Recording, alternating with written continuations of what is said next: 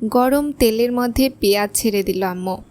আজকে রান্না করা হবে মাগুর মাছ দিয়ে একটু আলু সিদ্ধ করে দিয়ে সাজনা দিয়ে একটা ঝোল।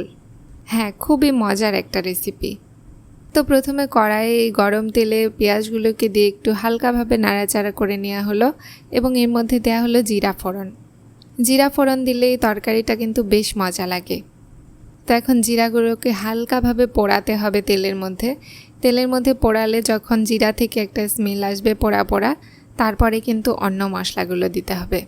তো এখন দেয়া হলো মরিচ, তেজপাতা, এগুলোকে দিয়ে সুন্দরভাবে এখন নাড়াচাড়া করে মিক্স করতে হবে। এর মধ্যে দিতে হবে হলুদ গুঁড়া, পরিমাণ মতো হলুদ গুঁড়া দেয়া হলো।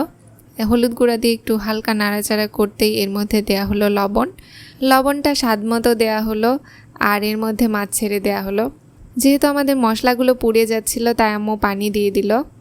আর এখন পানির মধ্যে মাছগুলো দেয়া হলো, মাগুরের মাছ। এগুলো কিন্তু দেশি মাগুর মাছ আর খুবই টেস্টি মাগুর মাছগুলোকে মশলার মধ্যে ভালোভাবে কষিয়ে নিতে হবে। এখন বাকি মশলাগুলো দেয়া হলো। প্রথমে পাটা ধোয়া পানি দেয়া হলো।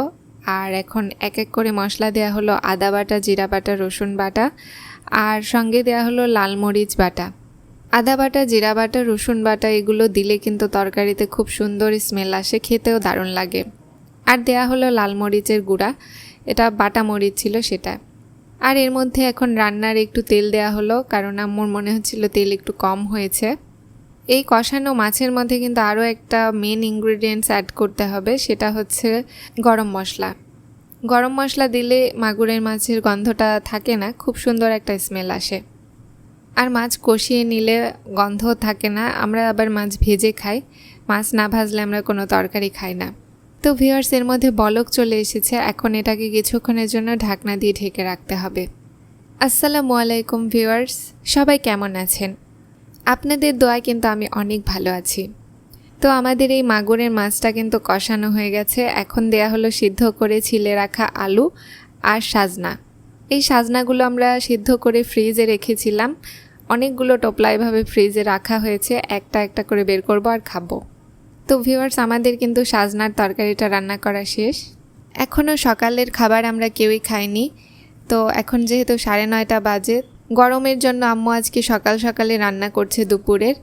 তো এই যে পরোটা ভাজা হলে আমরা আমাদের খাবারগুলো খাবো সকালের। আম্মু একটা 3 কোনা পরোটা বানিয়েছে, এটা আম্মুর জন্য। আমি আজকে সকালে পরোটা খাবো না, তো আমার জন্য রুটি বানিয়েছি। এই গরমের মধ্যে আমি একটু হেলদি খাবার খাওয়ার চেষ্টা করছি, খুব একটা অয়েলি না, খুব একটা ভাজা পোড়া না, শুধুমাত্র ঝোল ঝাল এই টাইপের। তো একটু হেলদি ফুড খাবো জন্যই আমি আজকে পরোটা খেলাম না।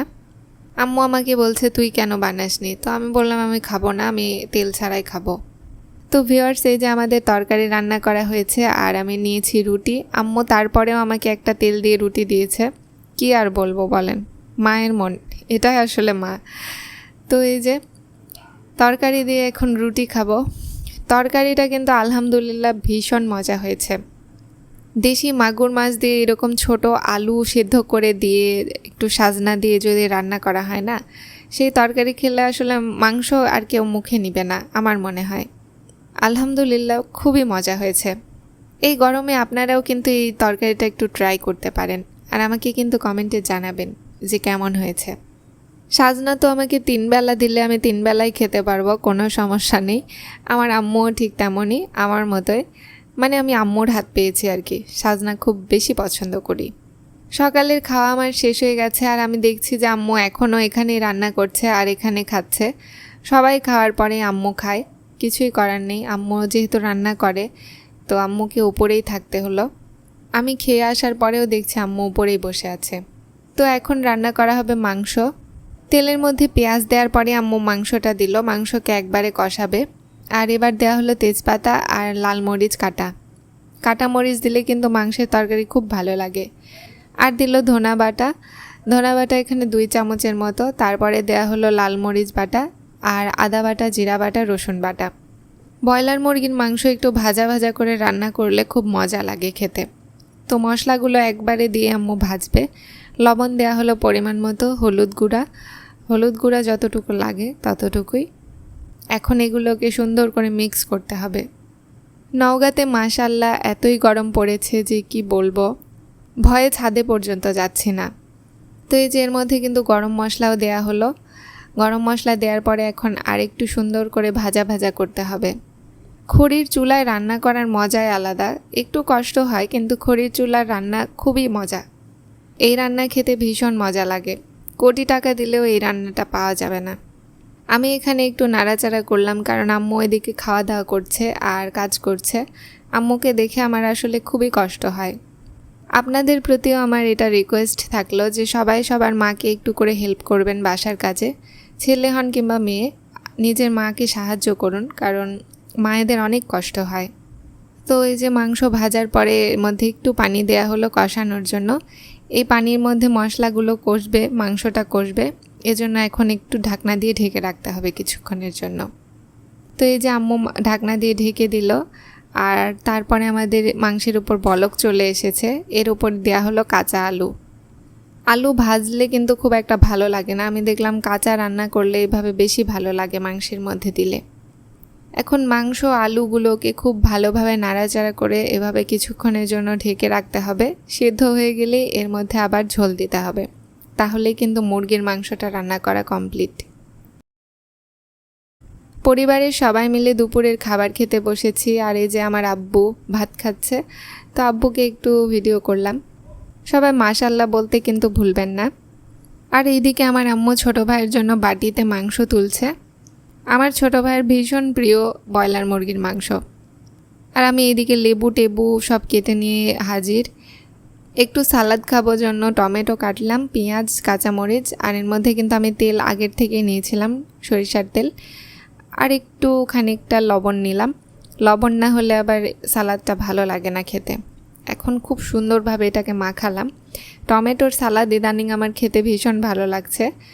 আব্বুকে দেখতাম আর বলতাম যে টমেটোতে কি আছে, কিন্তু এখন আমি টমেটো খেতে আসলে চাচ্ছি। টমেটো আমার ভালো লাগছে খেতে আর কি। সবার টমেটো কিন্তু খাওয়া উচিত, টমেটোতে অনেক ভিটামিন আছে। সালাদ মাখিয়ে নিলাম, আর এখন আমি ভাত খাবো। একটু করলা ভাজি নিয়েছি আর মুরগির মাংস নিয়েছি। করলা ভাজিটা কিন্তু দারুণ মজা হয়েছিল আজকে, একদমই তিতা ছিল না, কারণ আম্মু প্রতিদিনই করলা যখন রান্না করে তিতাটা ফেলে দেয়। জীবনে সব সবজিই খেলাম, কিন্তু সবটাতেই প্রোটিন ভিটামিন আছে জানি, কিন্তু করলাতে কী আছে এটা আসলে আমার জানা নেই। করলাতে কী ভিটামিন আছে আপনারা যদি কেউ জানেন আমাকে কিন্তু কমেন্টে জানাবেন। আমার আসলে করলা খেতে ভালো লাগে না, এই কারণে আমি এটার প্রতি ইন্টারেস্টেড না। তো করলা দিয়ে ভাত খাওয়ার পরে যে এখন মুরগির মাংস দিয়ে ভাত খাবো। আমি অনেক দিন পরে লেবু খাচ্ছি আজকে।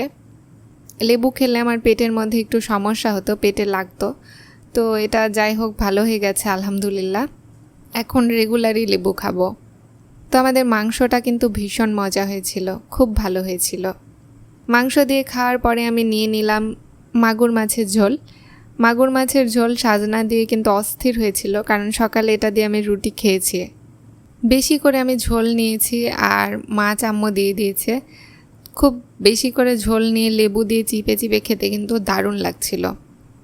এরকম কঠিন কাঠফাটা রোদের মধ্যে এই সাজনা আর আলু সিদ্ধ করা ঝোলটা মাগুর মাছের খুব একটা সময় উপযোগী খাবার।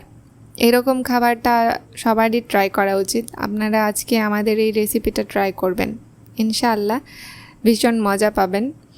আর একটু সালাদ দিয়ে খাচ্ছিলাম, সালাদটাও আলহামদুলিল্লাহ খুবই মজার হয়েছে। আজকের শুক্রবারের খাবার একদম অস্থির হয়েছিল, আমাদের জমে গেছে খাবার। তো এদিকে দুপুরের খাবারটা খুব তাড়াতাড়ি শেষ করলাম। আম্মু আমাকে যে মাছের পিস দিয়েছিল, চাকা দিয়েছিল, সেটাতে কিন্তু বড় বড় ডিম আছে। দেশি মাগুরের ডিম খেতে খুব একটা ভালোও না, খুব একটা খারাপও না, কারণ ডিমগুলো এখনও পরিপক্ক হয়নি। মাছটা আলহামদুলিল্লাহ খুবই মজার ছিল, খুব টেস্টি এই মাছটা, আর সেদ্ধও হয়েছে খুবই ভালো। ডিমটা খেলাম মোটামুটি টাইপের। বিকাল হয়ে গেছে, বাগানের দিকে আসলাম। আর এই আজকে আপনাদেরকে দেখাবো যে আমাদের আমের গাছ আছে ভিতরে কয়টা। এই যে এটা একটা আমের গাছ, এটা খুব ছোট হলেও 7 বছর বয়স হচ্ছে এই আমটার। উপরে ঝাঁকড়া, নিচের দিকে চিকন। তো এই গাছটা গেল। এই যে আমাদের জানালার কাছে একটা গাছ আছে, এই গাছের বয়স অনেক।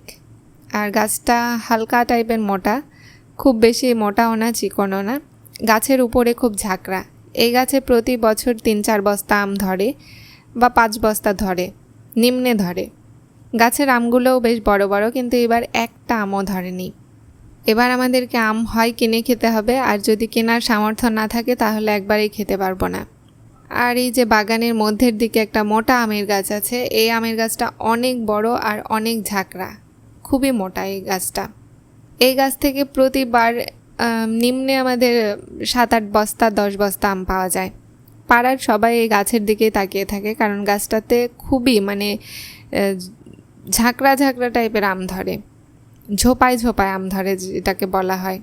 এই গাছটাতেও এবার একটা আম আসেনি।